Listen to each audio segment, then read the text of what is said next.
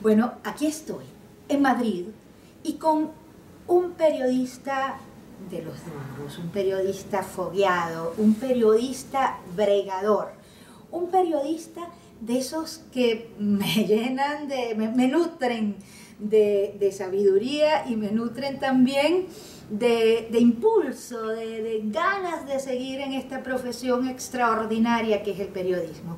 Estoy con Rodrigo Gutiérrez, que tiene un currículum extraordinario. Rodrigo, desde el que empezó por la redacción, por esa cosa que yo llamo el poner ladrillos para luego ser un gran periodista, hasta llegar a redactor jefe y subdirector de un diario tan importante como el diario ABC. Me encanta tenerte para no solamente los venezolanos, sino para esa audiencia hispanoamericana, iberoamericana que tiene Gente1 Televisión. Muy bien, muchas gracias, Eleonora. Encantado de estar contigo y de responder a todas las cuestiones que me plantees en esta entrevista. Fíjate una cosa, ¿no? El periodismo, yo he llegado a pensar, y ahora lo corroboro y además tengo más sustento, que se convirtió, chico, en un oficio mucho más peligroso que el de bombero. Pero años luz de peligrosidad que el de bombero. Acabamos de vivir este espanto del Estado Islámico en la decapitación de estos muchachos periodistas norteamericanos y del inglés que también... Sí. Pero fíjate, después vamos a hablar de la peligrosidad en América Latina, donde los muertos en el periodismo ya suman muchos. Pero fíjate, el tercer decapitado pasó ya como una costumbre. Sí, es verdad. Es terrible cómo nos podemos acostumbrar a este tipo de situaciones. Ahora que lo comentas, yo quizá los momentos más difíciles que he pasado en el ejercicio de esta profesión es cuando en las labores de dirección, de dirigir a una redacción entera, tenía que enviar a focos de guerra a compañeros como enviados especiales y reporteros de guerra, ¿no? Eran situaciones verdaderamente complicadas para mí, porque siempre tuve como máxima no enviar a nadie a un sitio donde no quisiera ir yo, o donde me diera temor estar. Y han sido momentos complicados. He tenido algún compañero que ha sido herido de guerra y, bueno, yo creo que esas situaciones son muy delicadas, pero claro, la profesión, nuestra profesión, tiene esta situación. Tenemos que estar enviando a los focos de tensión, a primera línea, ¿no? A la infantería, a los focos de conflicto, ¿no? Y ahí hemos estado, pues, en el caso nuestro de Europa, pues en la guerra de los Balcanes, que fue terrible durante muchos años, luego en las diferentes guerras del Golfo, la guerra de Irak, etcétera, ¿no? Y bueno, pues ahí hemos estado también en focos de conflicto en África, que también han sido muy difíciles de gestionar por las dificultades de comunicación, etcétera, ¿no? Pero bueno, en fin, ahí estamos, y la primera línea es la que tiene que cubrir el periodista y nos tenemos que cubrir de valentía, ¿no? Porque también el reportero de guerra, el corresponsal de guerra, ama ese oficio. Sí. Con los años se te va suavizando, yo te lo digo por mí, claro. Porque yo estuve en la guerra del Líbano, yo estuve en el frente del Sáhara con Marruecos, en alguna de las guerras de Israel, estuve en Afganistán, y hoy me digo, pero yo estaba loca. Claro, exacto. No, porque realmente la madurez pareciera que te hace ver los infinitos peligros que tiene el oficio. Y un poco las obligaciones familiares te hacen también, a la medida en la que vas cumpliendo años, vas teniendo más obligaciones familiares y parece que te dan más respeto estar en ciertos momentos en distintos puntos de conflicto. Exactamente. Ahora fíjate, vámonos al peligro que están sufriendo los periodistas en el occidente. Ya nos vamos un poco de ese Islam belicoso, terrorista, sanguinario en muchos casos, Y nos vamos al occidente. En el occidente también estamos viendo cosas terribles contra la profesión y contra la libertad de expresión. Sin duda. Tenemos que estar vigilantes permanentemente. Esta es una profesión que se dedica a fiscalizar la realidad, lo que está ocurriendo, lo que pasa en la calle. Y hay muchos gobernantes que no les interesa que se cuente exactamente lo que está ocurriendo. ¿Qué te voy a contar de lo que está pasando en Venezuela? ¿Dónde se está quedando la libertad de expresión en Venezuela? ¿Dónde están los medios libres de comunicación? Ya no quedan. ¿Dónde están las cadenas de radio y de televisión que existían, que yo las he conocido, claro, en las que he participado en alguna tertulia hace años? Son inexistentes. ¿Dónde están los periódicos importantes? Tú tienes la experiencia reciente de lo que está pasando o de lo que ha pasado ya con el Universal, un gran periódico a lo largo de los años, y ahora mismo un periódico en manos de no se sabe quién, pero desde luego que no defiende la libertad. El solo hecho de no saber quién ya te permite pensar mal. Exactamente. Porque todo lo que llamamos los venezolanos entaparamiento te permite especular. Está clarísimo. Ahora, fíjate una cosa, ¿no? A mí me preocupa esa emergencia de la izquierda non santa, de la izquierda con mayor tendencia hacia las sociopatías, que están además adueñándose de los medios de comunicación. Rodrigo, hay una cosa que es tangible. Por ejemplo, el manejo perverso contra todo lo que signifique Israel y todo lo que signifique Hamas e Israel, ¿no? Y sin embargo, tú ves las cosas horripilantes que han pasado en Siria, por no hablar del Estado Islámico, y eso queda en silencio. Algo tan sencillo, Rodrigo, y tú eres un periodista bregador. Chicos, los dos muchachos asesinados en Gaza, ¿no? En Irak, los últimos, los que les cortaron la cabeza, uno era un católico practicante y el otro un muchacho judío. Y eso se quedó así. Si hubiese sido un afrodescendiente, el escándalo sería mayúsculo. Y me parece muy válido, seas afrodescendiente, seas judío, o seas católico o budista. Exacto. ¿Qué está pasando? Sí, esto es muy común. Yo tengo una relación muy cercana con representantes de la comunidad judía en España y siempre están denunciando lo mismo, la utilización de los medios de comunicación por parte del mundo palestino, del mundo musulmán, y cómo se hacen verdaderas tragedias de catástrofes que están ocurriendo, pero que las imágenes se hacen verdaderamente duras cuando se trata de personas o casas o tal que son destruidas por unos bombardeos, etc., ¿no? Sin embargo, esto no pasa en Occidente. De hecho, fíjate, por ejemplo, en Estados Unidos no aparecen imágenes en la televisión, no aparecen imágenes dramáticas, no hemos visto jamás una imagen dura del atentado de las Torres Gemelas. Como tampoco hemos visto, porque hay de hecho una prohibición religiosa en la cultura judía, en la liturgia judía, de mostrar cadáveres. Claro. Nunca los verás, porque va contra unos preceptos religiosos. Sin embargo, bueno, que hablar de las cosas que vemos del otro lado. Pero Claro. yo quiero pasearme por el mundo y además tú eres de Arecuna, chico, Sí, y ese, claro. ese es un foro extraordinario de periodistas iberoamericanos que se pasean entre las dos orillas y eso es maravilloso. Latinoamérica. Bueno, Latinoamérica es una pregunta, una cuestión muy complicada.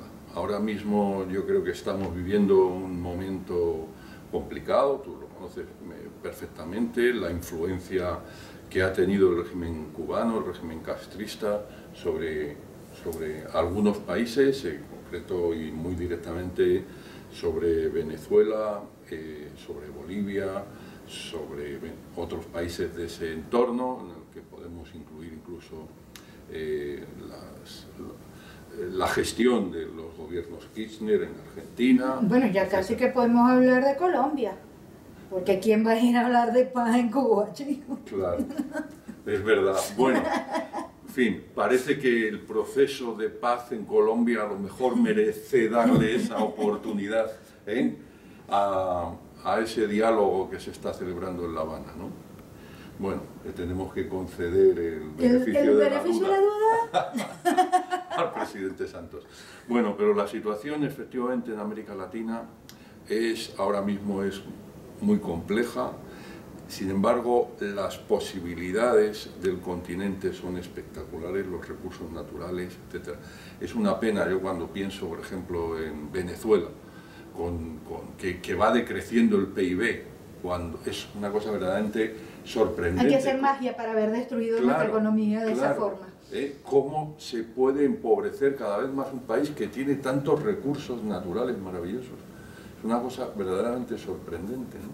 Entonces, ahí hay que, en fin, hay que darle la vuelta.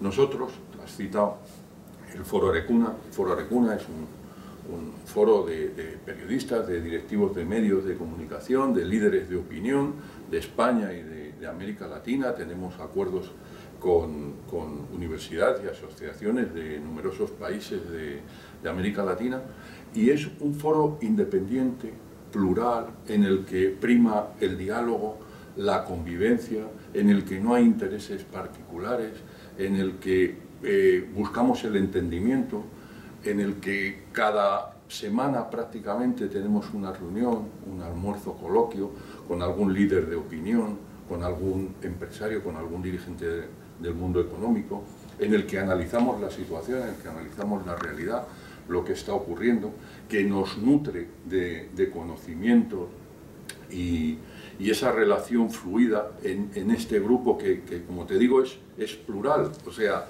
los miembros del Foro Arecuna están en todas las tendencias políticas existentes. Exacto. En todas. Bueno, lo viví yo cuando Arecuna iba a Venezuela constantemente. Exacto. Y además, que qué maravilla para una venezolana periodista que el foro se llame Arecuna. ¡Qué maravilla! Arecuna, sabes que es una comunidad indígena que vive en el ámbito de Canaima. Exacto, que es mágico además. En las orillas del río Caroní. ¿Sí? Porque además hay alguien que es Arecuna, que es Félix Puebla, un enamorado de Venezuela, de mi país, y un constructor de sueños realizables, porque es la realidad, ¿no? Es verdad. Rodrigo, ya estamos terminando, pero me devuelvo a la otra orilla, España. España me preocupa. Mira, Leonora, en España estamos sufriendo un proceso necesitamos un proceso de regeneración política. Se ha generalizado una corrupción en el ámbito de las instituciones y en el ámbito de los elegidos políticamente, sobre todo en el ámbito de las obras públicas y de las infraestructuras, en el ámbito de la subvención. Ahí ahora parece que los dos grandes partidos, el Partido Popular y el Partido Socialista, se intentan poner de acuerdo para regenerar esa vida política, para regenerar. Estamos dando una imagen en el exterior, estamos dando una imagen lamentable. Lo del señor Pujol es terrible. Lo del señor Pujol es terrible. Terrible, porque además desmoraliza. Exacto. El señor Pujol además tenía un halo de honestidad, sí, y de coherencia, y se ha demostrado que, claro, que es un corrupto, que ha estado engañando al país, al conjunto del país y a los ciudadanos de Cataluña durante 34 años. Y el peligro, Rodrigo, es que en ese tipo de circunstancias siempre aparece alguien que capitaliza.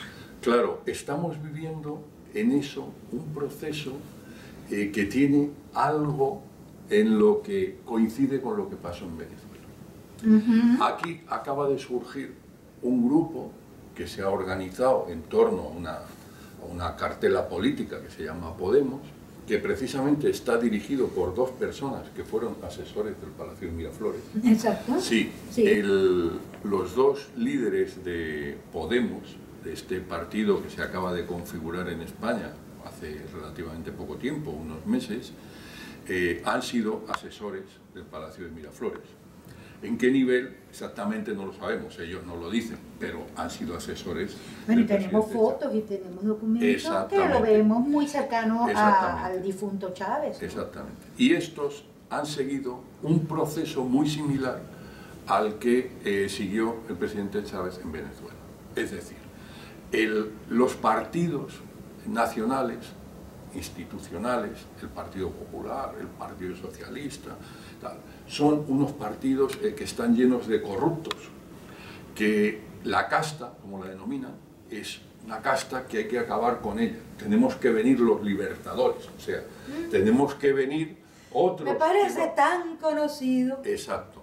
Entonces tenemos este problema. De todas formas, yo creo que el poder de este partido, aunque las encuestas actualmente le dan unos elevados índices de representatividad en unas futuras elecciones, conocemos lo que denuncia, pero no conocemos cuáles son sus propuestas, que no las han definido. Sin embargo, han dejado colar cosas bien aterradoras en relación a la libertad económica, en relación a la libertad de prensa. Ellos lo primero que quieren hacer es una ley mordaza, que te sonará porque en Venezuela... Imagínate, en Venezuela, en Ecuador, en Argentina... Pues aquí ya lo han anunciado, no le llaman la ley mordaza, lógicamente, pero lo llaman una ley de prensa que controla los medios de comunicación. Porque aquí en España nunca ha habido una ley de prensa, aquí hemos tenido el Código Civil y el Código Penal, si hay algún problema, somos ciudadanos, vas a los tribunales, y vamos a los tribunales, etc. Pero nunca ha habido una ley de prensa que te dice qué puedes decir, qué no puedes decir. Exactamente. Ahora, Rodrigo, a mí me da muchísimo miedo porque el ser humano, y los que además actuamos en la cotidianidad, tenemos una terrible propensión a descalificar. Y pensamos siempre, no, esos son unos loquitos, o esos no... Y esos loquitos llegan. Sí. Y esos loquitos hacen muchísimo daño. Sí. Lo hemos vivido los venezolanos. Sí, yo creo que aquí en este país nos falta todavía llegar a discernir qué es lo que pueden ofrecer. Como te decía, no existen propuestas formales del partido Podemos, no se sabe. Han anunciado dos cosas, pero las dos en el mal camino, en el control de la libertad, etc. Pero yo entiendo que los ciudadanos españoles, es una sociedad madura, entiende que estamos en un conjunto, en el conjunto de la Unión Europea, donde las cosas van por otros derroteros. Estamos... Ojalá. Sí. Dicen los islámicos buenos, inshallah.